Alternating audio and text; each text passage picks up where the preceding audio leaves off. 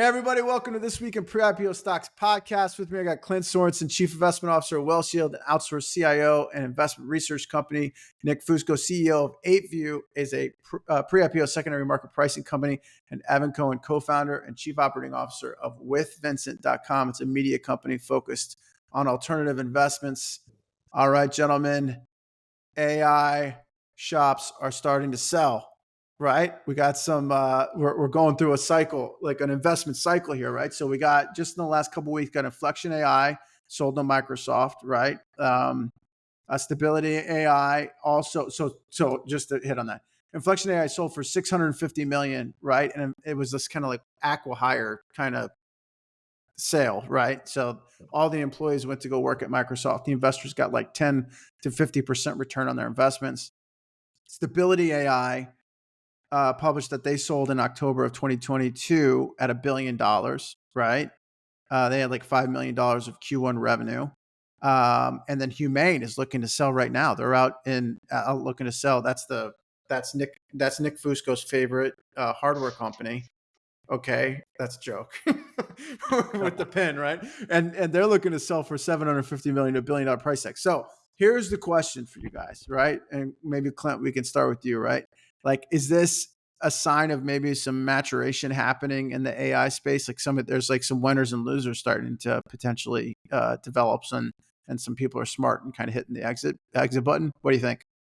I don't think it's the maturation of the industry at all. I think it's exactly what you saw in blockchain when companies that had been around for forever started changing their name and adding blockchain into the name. I think you're just at that point in the cycle where there's a ton of positive sentiment around AI. And I think there is a lot of companies trying to capitalize on that. And then there's legitimate companies who have seen meaningful upticks in the business and realize that they need something extra in order to be a going concern or in order to scale or reach their goals. And so they're looking for strategic partnerships. But I really do believe it's that barbell. I think there's the pretenders, and then there's the real firms who have something tangible but understand that this is a very long-term game that you need a ton of data and a ton of capital to actually make it.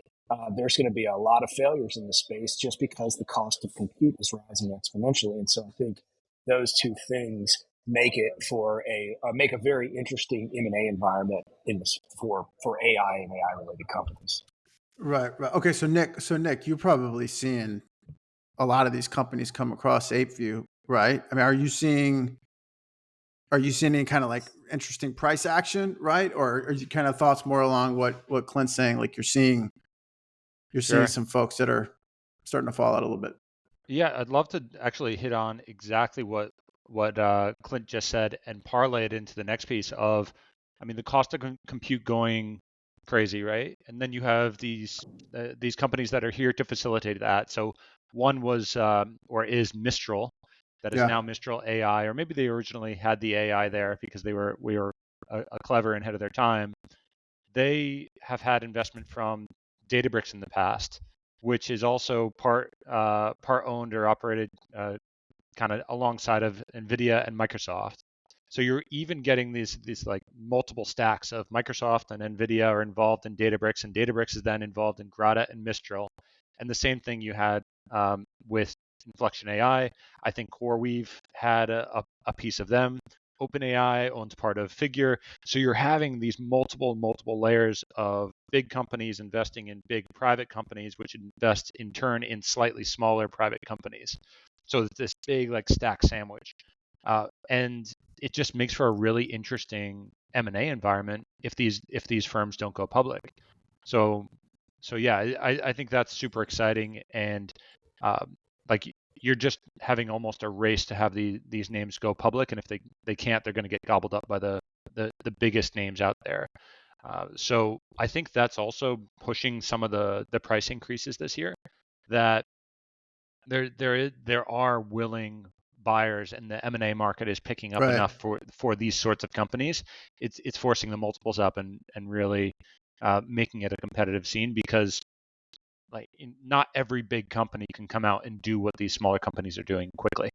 So Evans, and to the fellow's points, I mean, if you're a CEO of one of these early AI companies and there's a lot of them out there now, right? To Clint's point. I mean, is it, if you don't think you're going to be able to hang or you're not going to be able to raise the capital like you need to raise, like hitting the eject button, I think is a nice, or the exit button is a nice, it's a nice way to kind of wrap things up, right? Or kind of at least parlay your bet into, if it's a stock deal, right? At least move into one of these other companies where you can maybe have a better chance of driving Absolutely. value, right?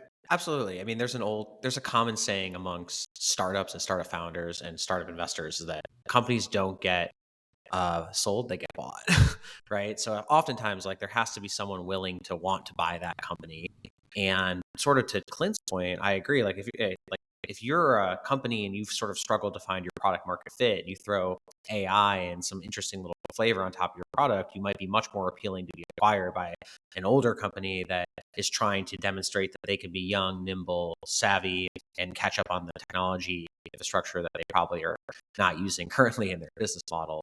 If you're a CEO, absolutely. Like, if you have the opportunity to, if you're in a competitive market where costs are continuing to rise arguably exponentially, and you have the opportunity to exit and make your investors and make your employees somewhat wealthier and have a nice safe landing, that is a great narrative. That is like the ultimate, Right. Besides, taking your company public, that's like arguably the best narrative that you can really have. So I think that if you're in that scenario, you should certainly take that opportunity. I don't know if that's actually what we're seeing, though. I think there's a small handful of companies that are able to get acquired because there is an interested buyer, but I think there's a substantial, much larger group of companies that, built wrappers on ChatGPT, that generated some, like, flash in the pan revenue, acquired some customers, and now are struggling to figure out what to do with their businesses because either their technology is outdated or they weren't able to acquire customers in a competitive environment, and now they're trying to figure out what they should do. And that's where that's where we're seeing a little bit of the investor involvement, where you're seeing some investors who have, maybe a seed investment in the small company, but their firm has a larger investment in a parent company, and they're sort of trying to broker these opportunities to give their portfolio companies a soft landing, give their investors a small marginal amount of return, and increase their exposure to some of the better bets that are in their portfolio. And so we're starting to see that, that's basically what happened with Inflection, right? Yeah. I mean, it's going to be, I mean, I do like seeing some of this stuff happening because to me, it's a sign that there's a catalyst in the market.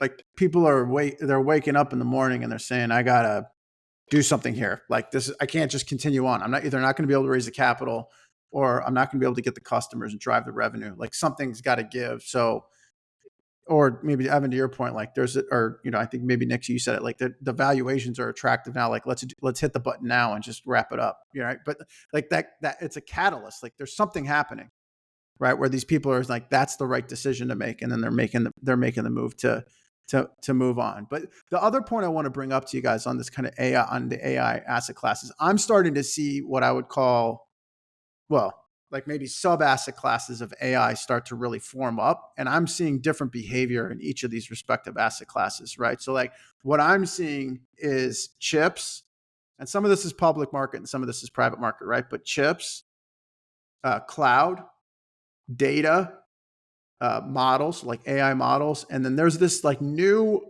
what I'm seeing is, I would call it application or implementation sub asset class that's hitting. And I actually think that's really interesting. But those five are what I'm seeing. So maybe I'll pause it. Like, Nick, what do you think? Like, what do you think about these kind of sub asset classes? Do you think that's right? Would you maybe categorize it differently? Do you think there's no like sub asset class? Like, what are your thoughts on that? I think you absolutely have to get more granular, right? So whether you're talking about mining companies, and the way they operate and do their business, or you're talking about AI as a holistic kind of sector, you're absolutely right. You got to go in that direction and get a little bit more specific, because each one of them will complement the other in some way, shape, or form. And you're starting to get kind of that difference or big change in the market now, that, hey, it was always software like 5-10 years ago. You want to be after the software, and hardware wasn't it. And guess what? Hardware is coming big now. If you're really going to be doing brilliantly, if you're owning Apple, you're owning Nvidia, you're owning some of these hardware companies to complement everything growing elsewhere. So I think you got your head screwed on right on that. Yeah. So, okay. So then, Clint, are there in these kind of like sub asset classes, again, chips, cloud, data models, and like application? I know we've talked about picks and shovels and how that's like a nice place to be. Is that still, when you think about these different kind of sub asset classes, are there any that like jump out at you that are more attractive or less attractive from like a risk adjusted return perspective, perhaps? Yeah, I mean, I'm very active, as you know, in the chip space in terms of looking for alternatives, especially as it relates to electricity efficiency with data centers, right? So those are data centers, number one, huge opportunity, in my opinion. It's creating a significant amount of burden on aging infrastructure from an electrical perspective. So there's a lot of opportunity with like gallium oxide chips and combination of gallium oxide chips with silicon to increase efficiency. So I think those are the type of things that I'm really optimistic about. That's the infrastructure plays that I think are meaningful because that's what allows for this to continue to grow exponentially without the cost outweighing the output. And we're going to fast hit that inflection point without some major innovation in the infrastructure side of things. So that's what I really mean by it. And those are the areas that I think are the most important currently. I mean, you could probably get down to energy in general. So maybe you want to go the nuclear route or fusion or whatever, but I definitely think ultimately if you go down this rabbit hole far enough, you'll end up in the energy space too. But I think when you're just thinking about AI and AI related, I'm definitely on the chips and in particular the data center chips. Right. I think those are very important. Right. Okay. That's super interesting. I have a ton of thoughts on this, right? Because it's starting to firm up for me. I think on where there's opportunities as an investor in kind of the landscape on where it lies today. But Evan, like last week, you and I talked about a little bit about this kind of application component, right? Just this past week, right? So OpenAI did this deal with PwC, which I like. The deal itself was interesting. What I found more interesting was that PwC was going to start selling OpenAI to their clients, right? Which to me is like that's like an enterprise technology implementation. That's really what that is. And that's not new. Like there's, technology companies that offer enterprise solutions, and there's firms like PwC and others, right, that come in and implement that technology into a business, which is like the last mile. And I think that's what's kind of missing in the marketplace. But that's interesting, right? Evan, like we talked about this for like an hour last week, right? I mean, there's companies that have built on top of ChatGPT, and I think we could all agree that maybe some of those are valuable, some of them are not. I'm like really interested in these companies that are coming in and like developing enterprise, like business to business, and helping businesses implement AI into their company, right? And that can take some of those might not always be technology companies, but are you seeing any of that? Or if you haven't, like, what do you think about this, maybe this PwC OpenAI deal that just got announced last week? So I think the PwC deal is very interesting. That's like, you think of companies like Oracle, where that's like basically how they built these giant billion-dollar businesses, right? Like just embedded, like have an outsourced sales team where at the end of the day, someone else is selling your product or reselling it. And you just get to become the infrastructure player and just make all the money while having to do a lot of the work. It's a great business model. And it's how these like mega behemoth technology companies have historically gotten built in Silicon Valley. I think what we like, I would say that what I think is very interesting from the ability to package up AI into an application is that it allows a lot of the older legacy technology companies that didn't adapt SaaS, that didn't go into the automation play over the last 15 years to catch up, which I think is super interesting because there's tens of thousands of small businesses and medium-sized businesses, and even some large businesses that are using legacy software that have just always looked at the opportunity and said to themselves, hey, I want to optimize and improve my internal structures, but it's just too much of a burden. There's too much legacy data. There's too much legacy confusion. People don't understand. And because AI is such a natural it's such a natural interface for people to interact with because chat is so conversational. And now with all the multimodal stuff, it's so easy to interact with. I think it's going to allow a lot of companies that historically were hesitant to optimize their internal systems to optimize it. And that's where like PwC and Deloitte and these other consulting companies are going to come in and say, look, I can cut 30 to 40% of your OpEx here. That's right. Add some AI. And it's not going to be super burdensome like it would have in the past where you have to train somebody to use Salesforce or some sort of SaaS software where they have to figure out the tooling.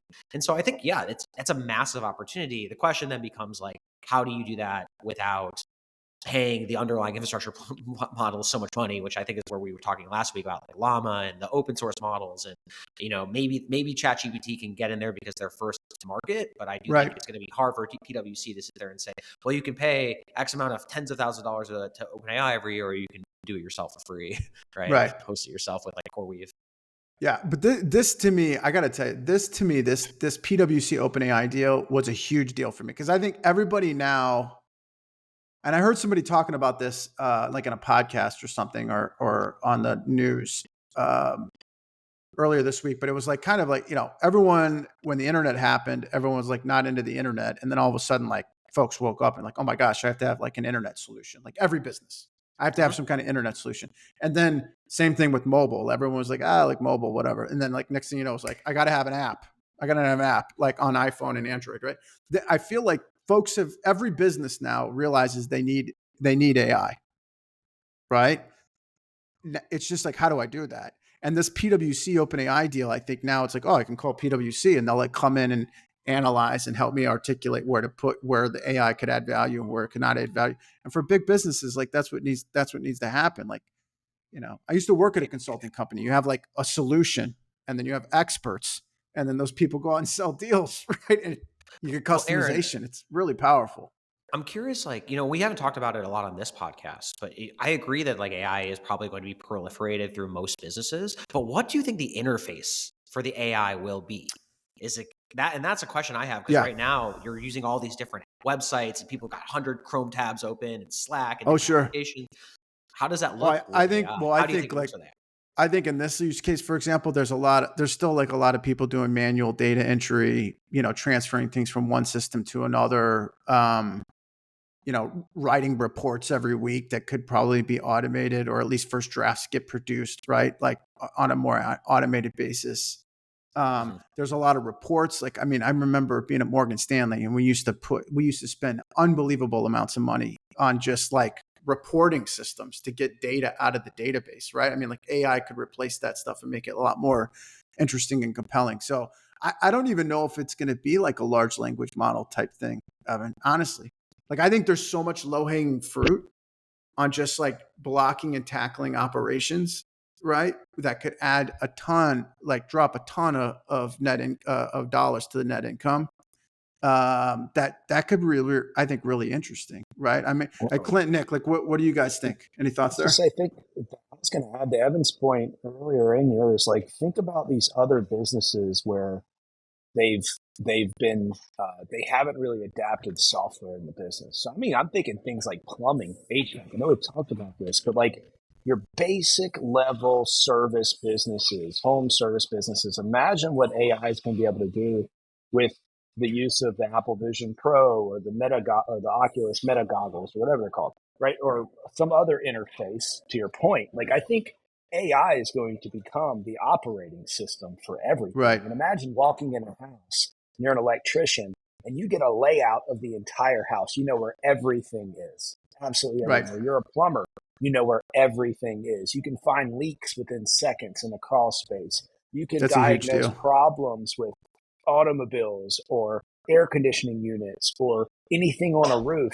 And you can do it in record time with the use of this new operating system. That is going to improve efficiency in those businesses. So I think like as an investor, a barbell approach makes a lot of sense where I'm saying, hey, I want to invest in these AI models and operating platforms where data is really key. So I've got to identify who's got the data moats and capitalize on that and who can build the fastest in this space because it really is going to be speed that wins. And then I've got to think, who is going to have the biggest asymmetric bump in efficiency and productivity in core businesses who haven't been able to adapt software?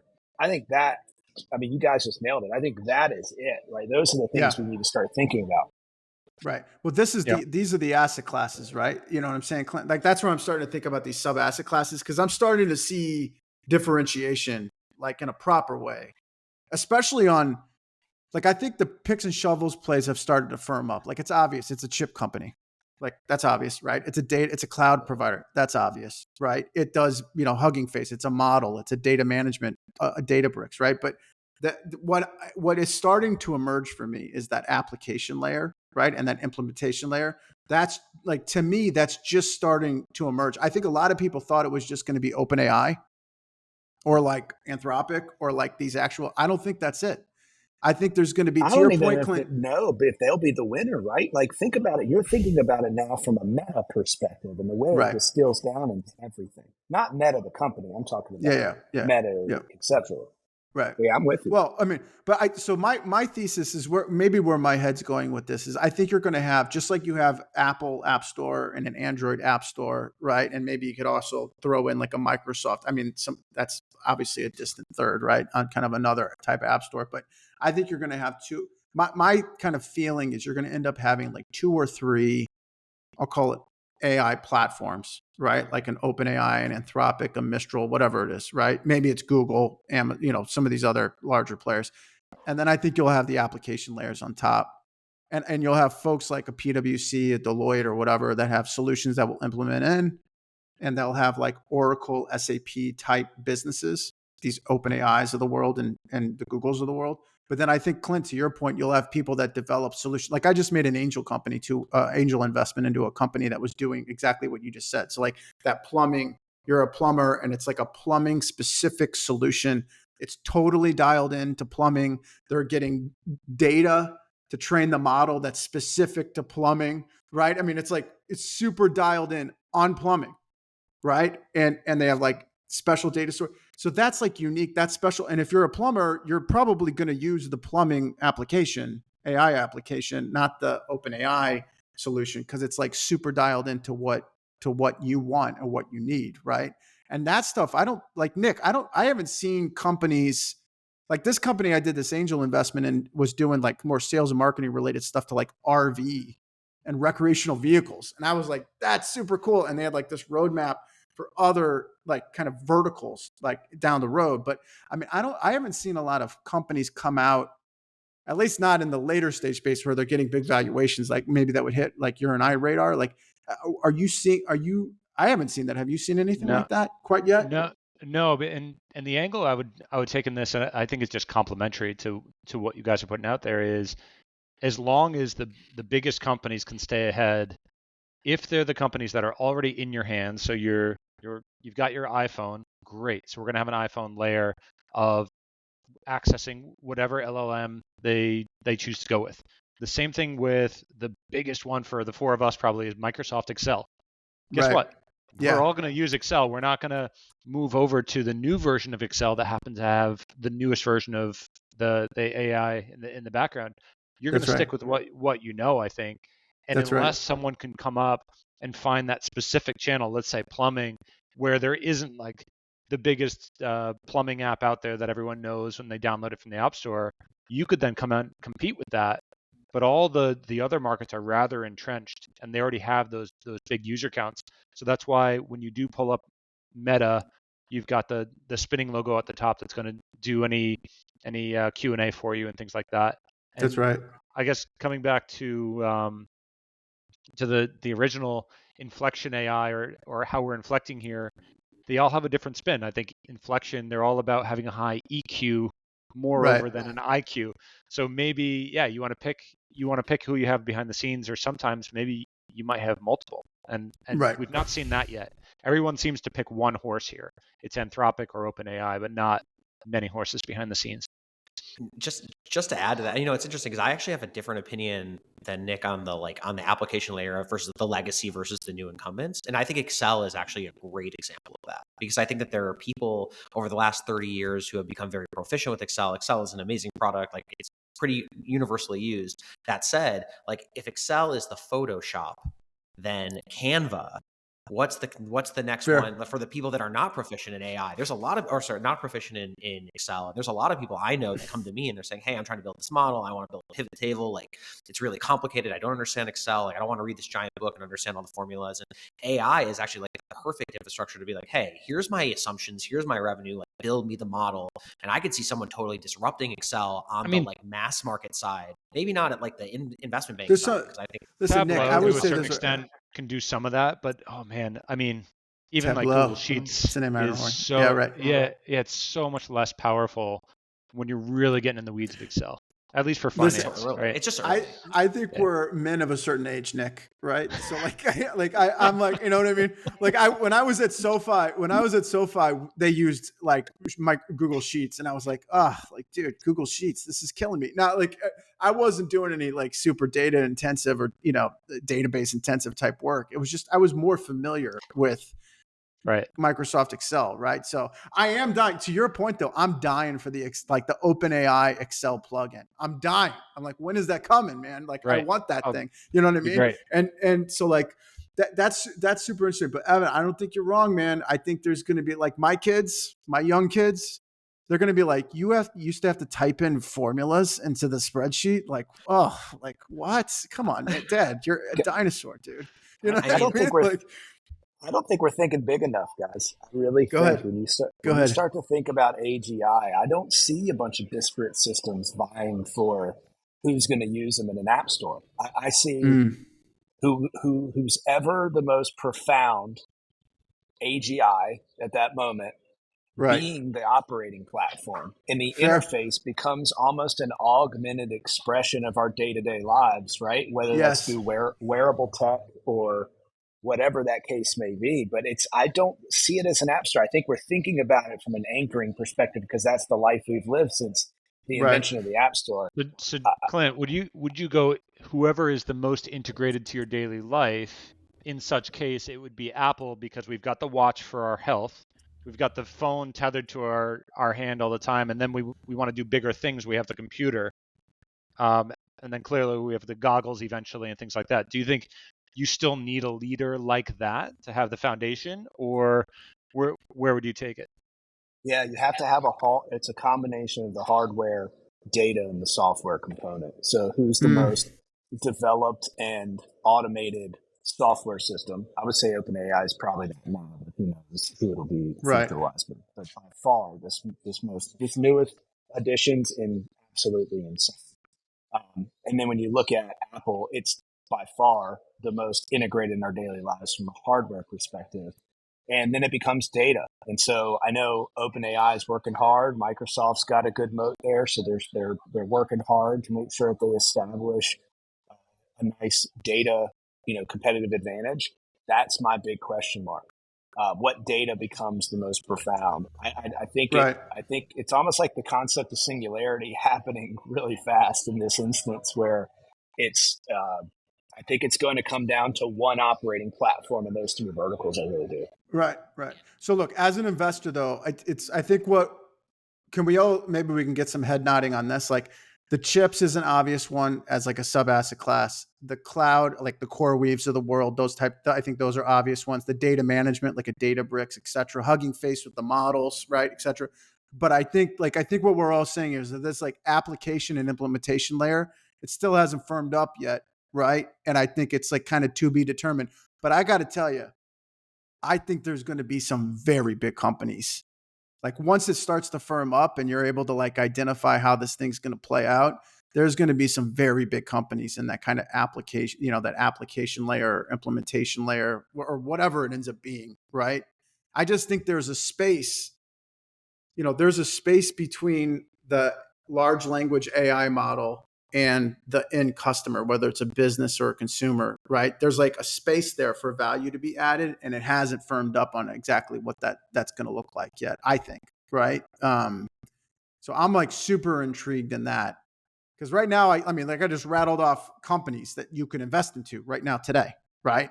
In those other categories. That last one, I couldn't tell. I mean, I made an angel investment 2 weeks ago, but like outside, I couldn't tell you, I couldn't rattle off a list of companies in that space yet. I don't think they've really come to fruition, right?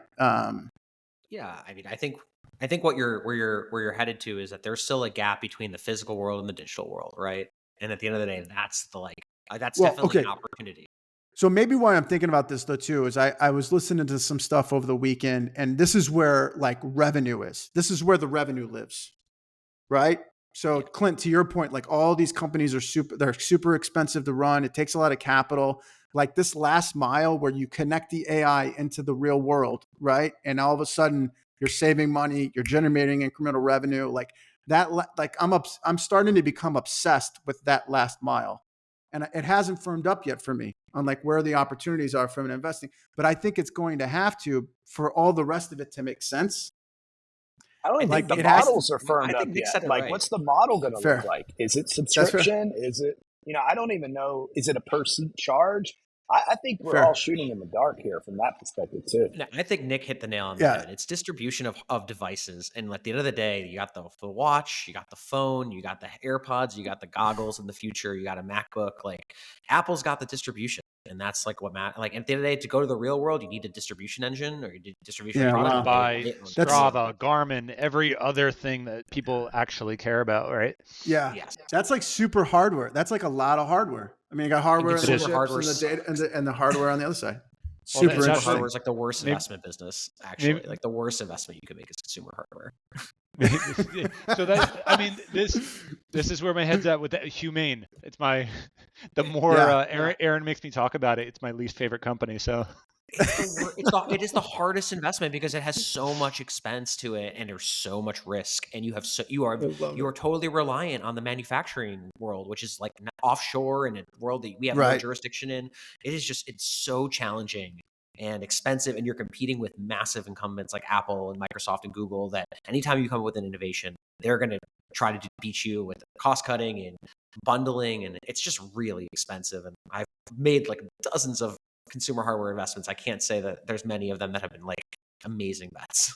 yeah. So it And sounds like we're coalescing around, at least right now, the best risk adjusted return type off. It's chips and probably cloud, like really picks and shovel, like hardcore picks and shovels type plays, right? and unless China invades Taiwan, then it's all bets are off.